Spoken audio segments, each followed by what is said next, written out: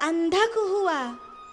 अंधक का जन्म कैसे हुआ कि एक बार श्री पार्वती जी ने महादेव के नेत्रों को अपनी आंखों से अपने हाथों से बंद कर दिया था। तो जैसे ही पार्वती जी ने महादेव के नेत्रों पर अपने हाथ रखे, पूरे ब्रह्मांड में अंधेरा छा गया।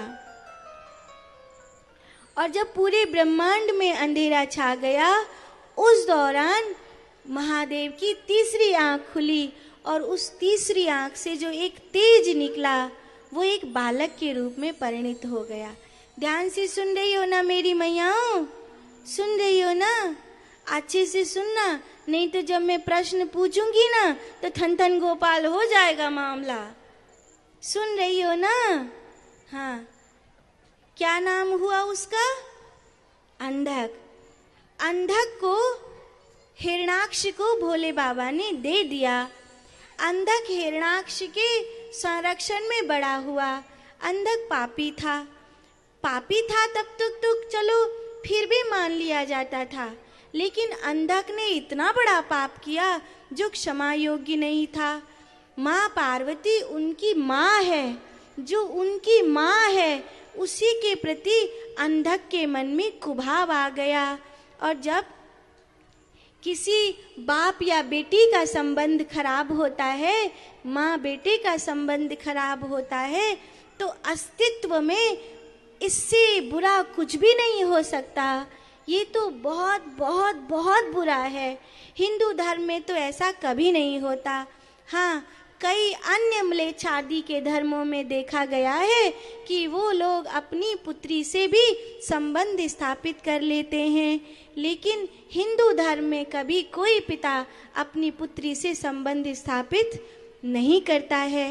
ये तो अनंत गुना पाप है कि कोई अपने माँ के प्रति ही अपनी दृष्टि को मैला कर दे, कोई बाप अपनी बेटी के प्रति ही दृष्टि को मैला कर दे। इससे बुरा तो कुछ भी नहीं हो सकता। ऐसे व्यक्ति को तो तुरंत ही मार देना चाहिए। ऐसा रामायण जी में भी राम जी ने कहा है कि पुत्र वधू भगनी सुत नारी, सुन सठ कन्या सम है चारी, इन्हीं कुदृष्टि बिलो कई जोई, ताहि बधे कछु पाप न होई। उसे मारने से कोई पाप नहीं होता है।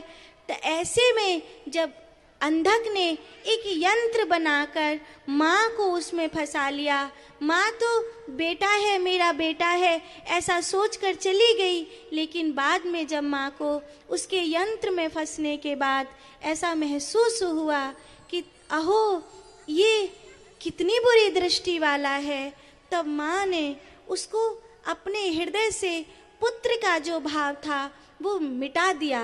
जैसे ही माँ ने उसके लिए पुत्र का भाव मिटाया, उसी क्षण महादेव ने उसे अपने त्रिशूल पर ले लिया।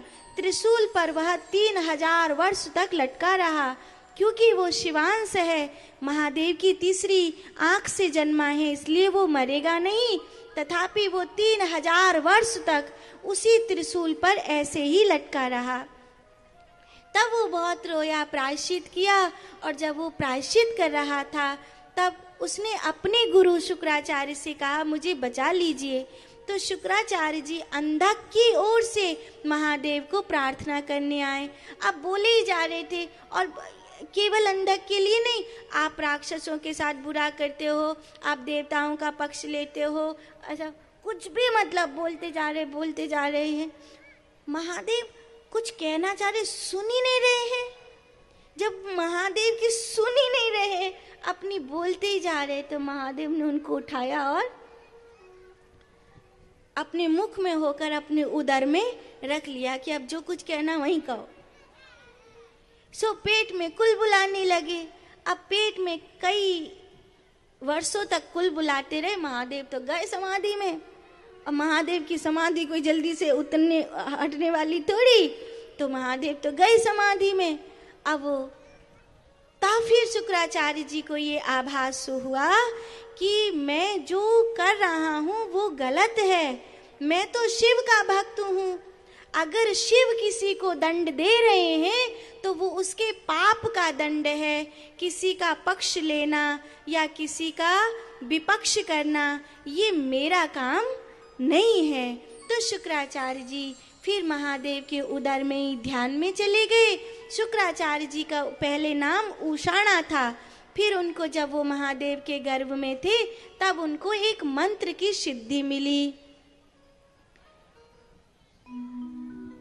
ओम त्र्यंबकं यजामहे सुगंधिं पुष्टिवर्धनम् उर्वारुकमिव बंधनात् मृत्योर्मुक्षीयमामृतात्।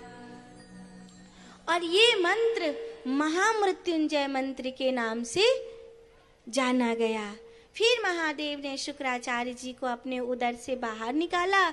लेकिन जब महादेव ने शुक्राचार्य जी को अपने उदर से बाहर निकाला तब वो महादेव के शुक्र से निकले। जब महादेव के शुक्र से निकले इसीलिए उस उषाणा नाम के बाद उनका नाम शुक्राचार्य हो गया। महादेव के शुक्र से प्रकट होने के कारण उनका नाम शुक्राचार्य हो गया। इसके बाद अंधक को सद्बुद्धि मिल गई और अंधक महादेव के गणों में शामिल हो गया।